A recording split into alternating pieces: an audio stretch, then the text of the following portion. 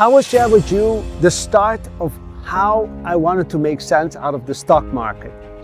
When I was starting in the financial industry, we had a visit of from one of the largest asset managers in the world.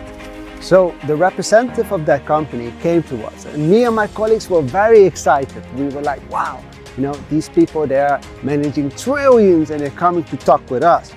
So obviously we asked the question, which markets will go up, which markets do you think will go down? And he was like, we're favorable against the US markets, the European markets, we're betting heavily on them.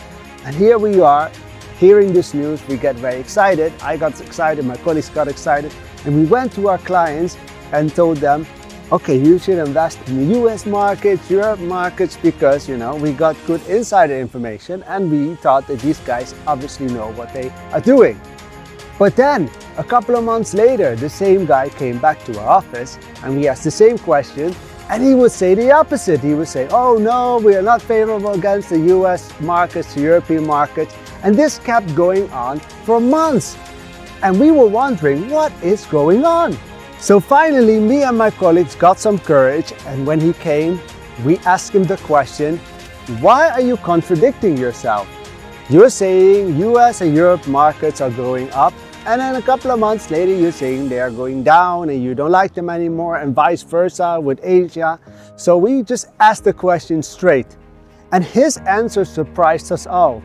He said, we don't know what is going to happen. We really don't know. And we were like, okay, but it's maybe helpful if you would have just said that at the beginning before you started to give us advice.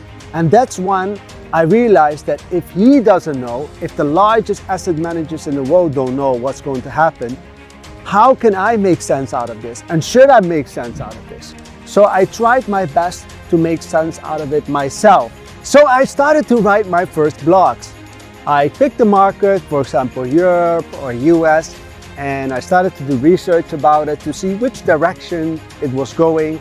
And then I added some graphs in the blog and I shared it. And I was very anxious to see what the response would be.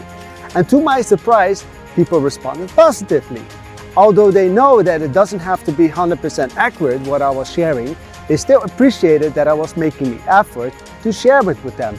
And I kept doing that. I started to make more and more blogs, and then I started to make videos like you see right now, only I have made videos before years ago.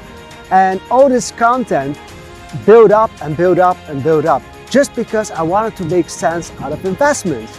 And I started with trying to make sense out of the stock market.